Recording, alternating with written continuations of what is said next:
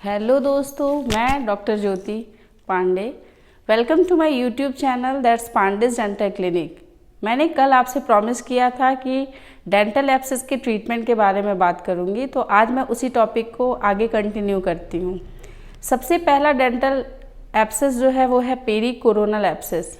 मतलब कि जब भी दांत निकलते हैं, जब भी अक्ल की दांतें आती हैं या विजडम टूथ निकलता है, तो जब भी अच्छे से निकल नहीं पाता है तो वहाँ पर पॉकेट जैसा दांत और मसूड़े के बीच में पॉकेट की जैसा हो जाता है और वहाँ पे पस बनने लगता है, जो काफ़ी पेनफुल होता है। तो इस कंडीशन में उसके ट्रीटमेंट के लिए अपर कोलेक्टमी किया जाता है। मतलब कि उसके ऊपर जो चढ़े हुए मसूड़े होते हैं उसको पकड़ के उसको काट के हटा दिया जाता है, जिससे कि दांत का जो इरेप्शन हो रहा है वो अच्छे से हो जाता है और बीच में जो मसूड़े फंस रहे थे मसूड़ों के बीच में खाने, वो बिल्कुल कम हो जाते हैं या न के बराबर हो जाते हैं। लेकिन कुछ केसेस में ऐसा भी देखने को मिलता है कि दांत बहुत ज़्यादा फंसे हुए होते हैं, जो कि कभी निकलने की उनकी संभावनाएं बहुत कम होती हैं। तो उस कंडीशन में फिर दांत का सर्जिकल एक्सट्रैक्शन कर दिया जाता है। सेकेंड जो होता है वो है जिंजाइवल एब्सेस। जब भी कभी दांत का ओरल हाइजीन अगर अच्छे से मेंटेन नहीं किया जाता तो कैलकुलस या प्लाक का डिपोजिशन होने लगता है दांतों के अंदर बाहर हर तरफ से। फिर मसूड़ों में ब्लीडिंग होने लगती है। फिर थोड़ा और कंडीशन ख़राब होता है तो पस डिस्चार्ज भी होने लगता है। तो फिर उस कंडीशन में हम लोग सबसे पहले दांतों की स्केलिंग करते हैं। स्केलिंग कभी कभी डीप स्केलिंग भी करनी पड़ जाती है और रूट प्लानिंग भी की जाती है। उसके बाद पेशेंट को कुछ दिनों तक एंटीबायोटिक थेरेपी में रखा जाता है।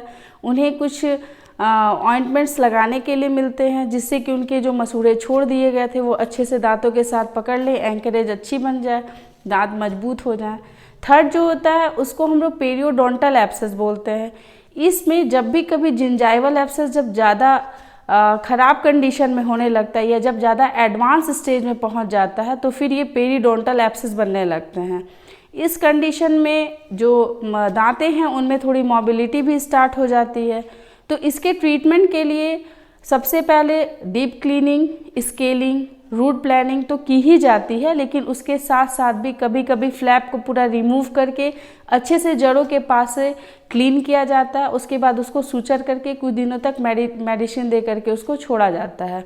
किसी कंडीशन में ऐसा भी देखने को मिलता है कि बोन ग्राफ्टिंग भी की जाती है और कभी कभी उसको मेडिसिन दिया जाता है और उसके बाद फिर ये जो कंडीशन होती है वो काफ़ी ठीक हो जाती है। ये बहुत सारे पेशेंट में सिस्टेमिक जिनको कंडीशन जैसे डायबिटीज़ मेलाइटस है या कोई बहुत ज़्यादा कॉन्ट्रासेप्टिक पिल्स लेते हैं या ओरल हाइजीन जिनका प्रॉपर अच्छे से मेंटेन नहीं होता है या फिर कैल्शियम चैनल ब्लॉकर्स लेने वाले पेशेंट, ऐसे कुछ पेशेंट्स होते हैं जिनमें ये पेरियोडोंटल एब्सेस जो है वो कुछ ज़्यादा ही बनते हैं।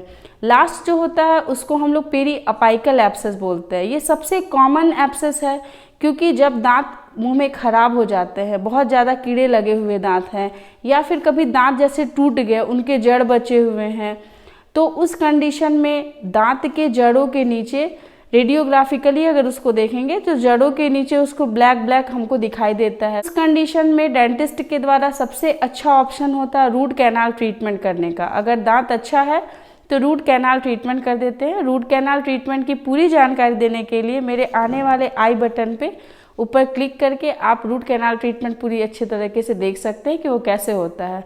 तो इस विधि से हम लोग ये दांत जो होता है उसको हम लोग बचा लेते हैं। लेकिन कभी जब जड़ बचे हुए हैं और या फिर दांत बिल्कुल टूट चुके हैं, ट्रॉमेटिकली अगर टूट चुके हैं, तो फिर उस कंडीशन में दांत का एक्सट्रैक्शन या फिर रिमूव करना ही उचित उपाय होता है।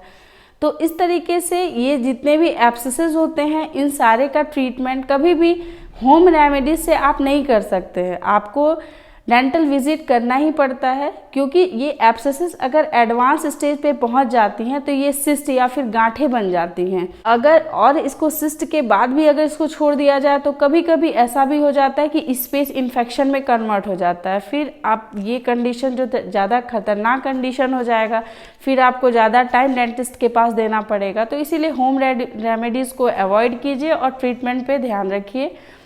अगर आप मेरे इस चैनल पर नए हैं तो प्लीज़ इसे सब्सक्राइब कर दीजिएगा, लाइक और शेयर ज़रूर कीजिएगा अपने फ्रेंड्स और फैमिली के साथ। और अगर पुराने सब्सक्राइबर हैं तो थैंक यू सो मच मेरे चैनल्स को देखने के लिए और मुझे मोटिवेट करने के लिए। मिलते हैं हम कल नेक्स्ट वीडियो में, तब तक अपना ख्याल रखिएगा, अपने दोस्तों का ख्याल रखिएगा।